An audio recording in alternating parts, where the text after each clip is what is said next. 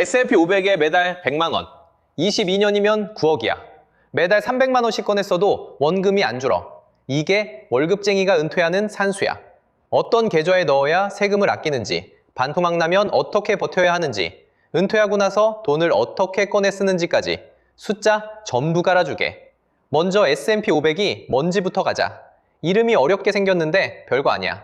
미국을 대표하는 기업 500개를 한 바구니에 담아놓은 거야.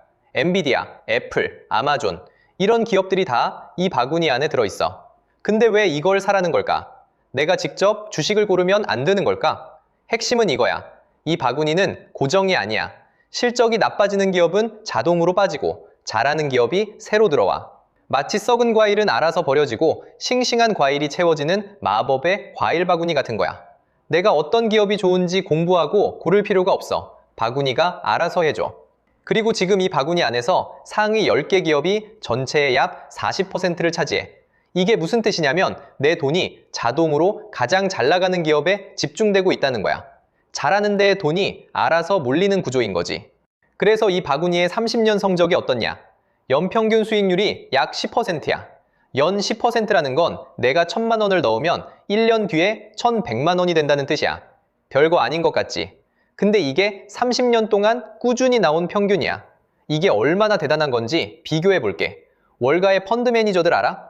펀드 매니저가 뭐냐면 남의 돈을 받아서 주식을 골라주는 게 직업인 사람들이야. 매일 시장을 분석하고 어떤 주식이 오를지 연구해. 이 사람들의 15년 성적표를 봤더니 대부분이 S&P 500을 못 이겨. 잠깐, 이 말 무슨 뜻인지 알아? 돈 받고 전문적으로 하는 사람들이 아무것도 안 하고 그냥 S&P 500 바구니를 사놓은 것보다 못했다는 거야. 전문가한테 맡기느니 그냥 바구니째 사는 게 나았던 거지. 그래서 워런 버핏이 뭐라고 했는지 알아? 워런 버핏은 세계에서 가장 돈을 잘 번 투자자야.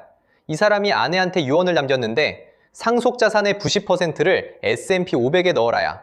본인은 평생 종목을 골라서 투자한 사람이거든.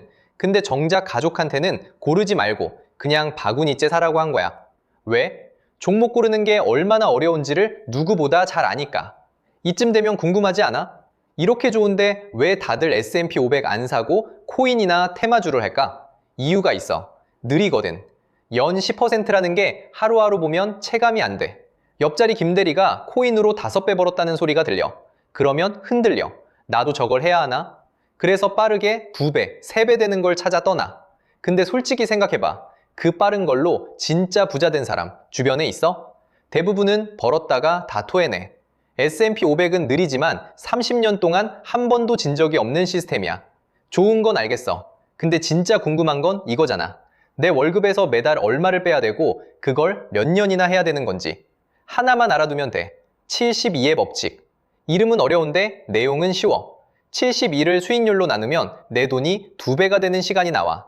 S&P 500이 연 10%니까 72 나누기 10, 약 7년. 1,000만 원을 넣으면 7년 뒤에 2,000만 원이 되는 거야. 여기까지는 별로 안 와닿지. 근데 핵심은 그 다음이야. 2,000만 원이 4,000만 원 되는데도 7년이야. 4,000만 원이 8,000만 원 되는데도 7년이야. 뭔가 느껴져? 처음에는 내가 돈을 모아 한 푼 한 푼 직접 넣어. 근데 어느 순간부터는 돈이 알아서 불어나기 시작해. 눈덩이가 산 위에서 굴러가는 것처럼 처음엔 느리다가 나중에 걷잡을 수 없이 커지는 거야. 그러면 진짜 숫자를 넣어보자. 매달 100만 원씩 넣는다고 쳐. 10년이면 약 2억이야.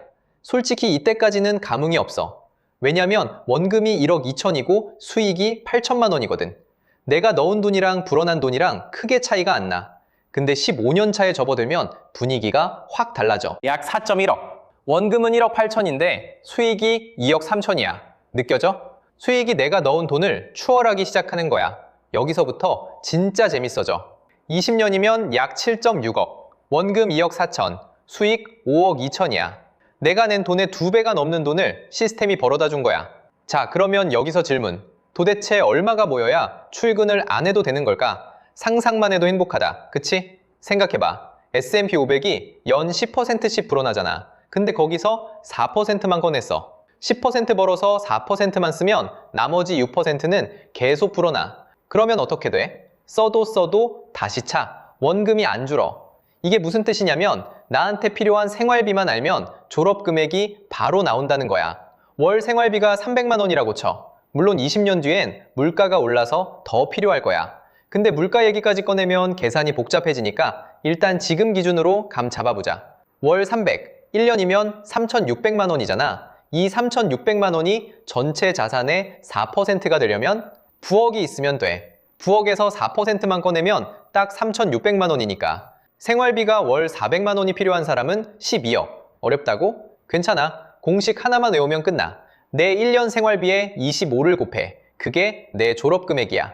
예를 들어 월 250만 원 쓰는 사람이면 1년에 3천만 원이잖아. 3천만 원 곱하기 25, 7억 5천이야. 이 사람은 7억 5천만 모으면 일을 안 해도 되는 거야. 아까 시뮬레이션으로 돌아가 보면 매달 100만 원씩 넣었을 때 9억에 도달하는 시점이 약 22에서 23년이야. 30에 시작하면 52, 일반 은퇴보다 10년 이상 빨라. 잠깐, 여기서 이런 생각 들 수 있어. 월 100만 원이 어딨어? 월급 300인데. 세금 떼고 월세 내고 나면 남는 게 없는데. 맞아. 그래서 이 다음이 진짜 중요해. 같은 100만 원인데 어디에 넣느냐에 따라 세금이 완전히 달라져. 이게 무슨 말이냐면 S&P 500을 사는 방법이 여러 개거든. ETF라는 게 있어. ETF가 뭐냐면 S&P 500 같은 바구니를 주식처럼 사고 팔 수 있게 만든 상품이야. 이 ETF가 여러 종류인데 왜 같은 S&P 500인데 세금이 다르냐고. 하나씩 볼게. VOO라는 게 있어. 미국에 직접 상장된 ETF야. 이걸 사면 나중에 팔 때 수익에서 22%를 세금으로 내야 해. 20년 넣어서 수익이 5억이 됐다고 쳐. 거기서 1억이 넘는 돈이 세금으로 날아가는 거야. 아까워 죽겠지? 그럼 방법이 없냐? 있어. 타이거 미국 S&P 500이라는 게 있어. 이건 한국 증시에 상장돼 있어서 절세 계좌에 넣을 수 있어. 절세 계좌가 뭐냐면 세금을 덜 내게 해주는 특별한 계좌야. 이게 핵심이야. 돈의 흐름을 따라가 보면 바로 보여. 일반 계좌에 넣으면 수익의 22%를 세금으로 내야 해. 근데 연금저축이라는 절세 계좌에 넣으면 오히려 나라가 16.5%를 돌려줘. 가져가는 게 아니라 돌려주는 거야. 방향이 완전 반대. 절세 계좌는 세 가지가 있어. 하나씩 쉽게 갈게. 캡처하거나 다시 보기 하더라도 여긴 꼭 봐야 해. 첫 번째, 연금저축. 여기에 연 600만 원까지 넣으면 나라가 세금을 돌려줘. 최대 99만 원. 이게 뭐냐면 내가 월급에서 이미 뗀 세금 중 99만 원을 돌려받는 거야. 안 받을 이유가 없잖아. 두 번째, IRP. 이건 연금저축이랑 비슷한 건데 둘을 합쳐서 연 900만 원까지 돌려받을 수 있어. 연금저축에 600 넣었으면 IRP에 300 더 채우면 돼. 세 번째, ISA. 3년 동안 보유해야 하는 대신 수익 500만 원까지 세금이 아예 0원이야. 일반 계좌였으면 거기에 15.4%를 내야 하는데 ISA에 넣으면 안 내. 근데 여기서 진짜 꿀이 나와. ISA를 3년 쓰고 만기가 되면 그 돈을 연금 계좌로 옮길 수 있거든. 그러면 옮긴 금액의 10%를 추가로 돌려줘. 최대 300만 원. 옮기기만 했는데 300만 원이 생기는 거야.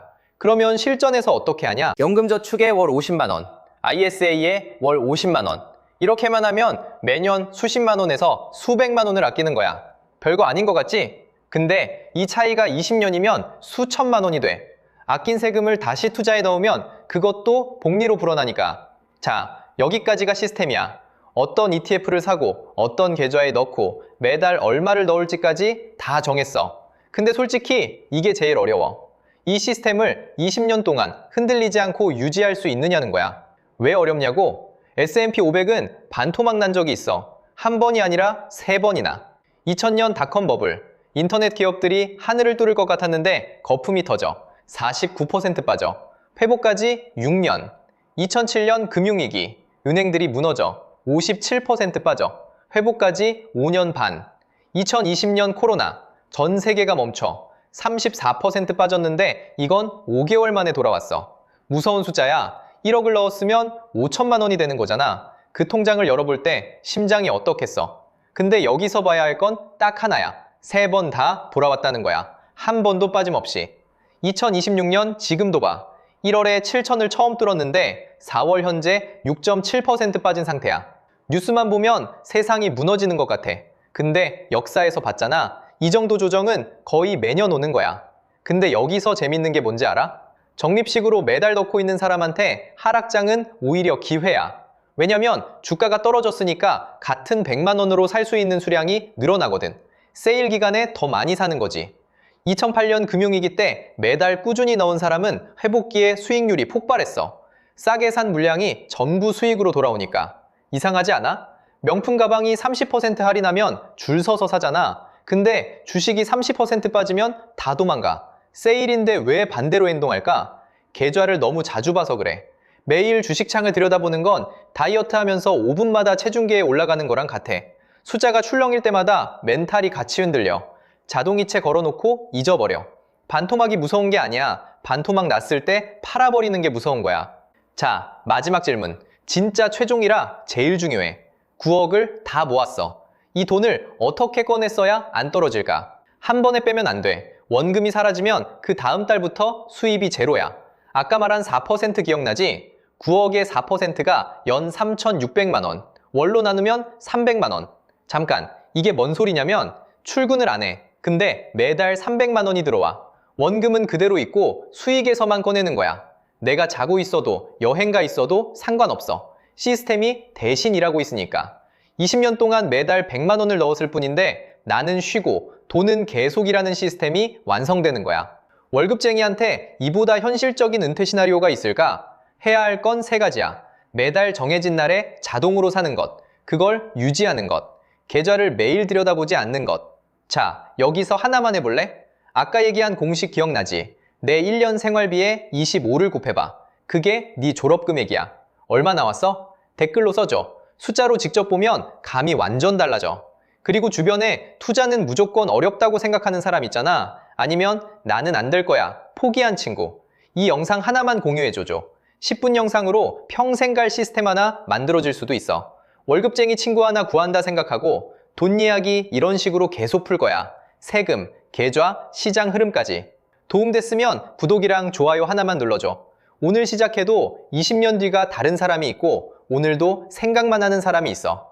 돈의 흐름을 따라가 보면 결국 20년 뒤를 바꾸는 건 오늘 자동이체 하나 거는 거야.